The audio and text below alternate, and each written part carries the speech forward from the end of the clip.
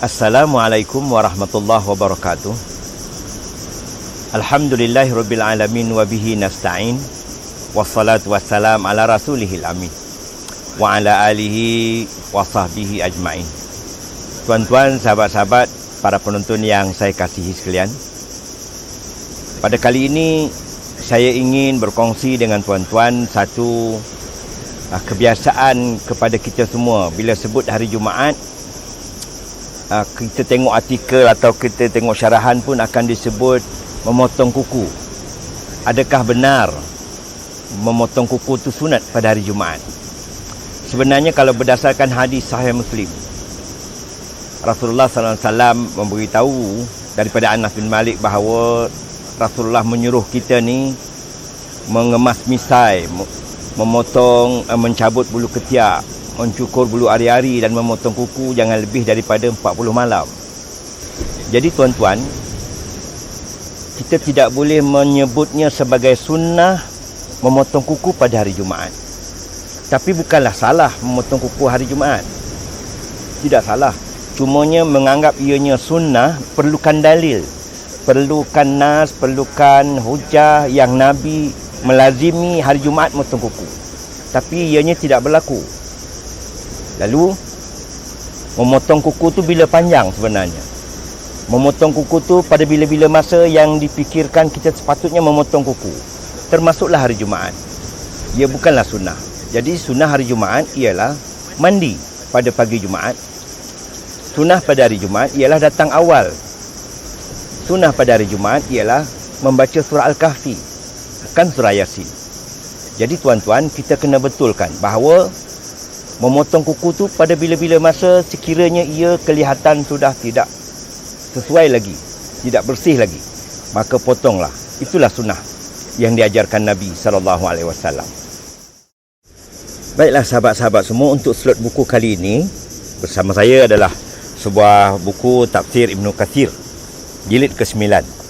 Saya bawakan buku ini kerana ada permintaan sahabat saya, betulkah ada perkataan bid'ah di dalam Al-Quran?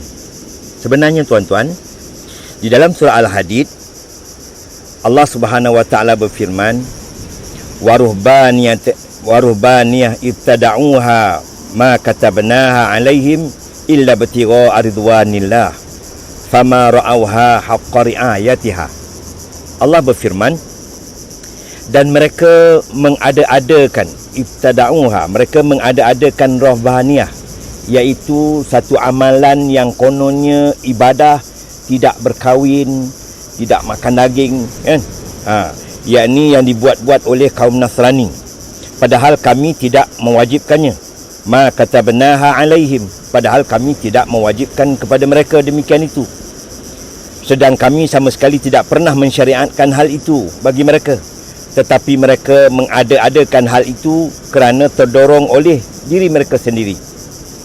Sedangkan Allah Subhanahu wa taala berfirman dalam ayat lanjutnya, illa ibtigha'a ridwanillah, mereka itu membuat amalan rahbaniyah itu, mengada-adakan syariat itu demi untuk mencari keredaan Allah. Perhatikan tuan, dia buat satu amalan yang tujuan dan matlamatnya untuk mencari redha Allah. Kata Ibn Kathir, mengenai hal ini ada dua pendapat. Pertama, dengan melakukan hal itu dengan bertujuan mencari redha Allah. Demikian dikatakan oleh Sa'id bin Jubair dan Qatadah. Pendapat kedua menyatakan, artinya kami tidak menetapkan hal tersebut bagi mereka, tetapi yang kami tetapkan adalah agar mereka mencari keredaan Allah, bukan membuat bid'ah. Itu pendapat kedua.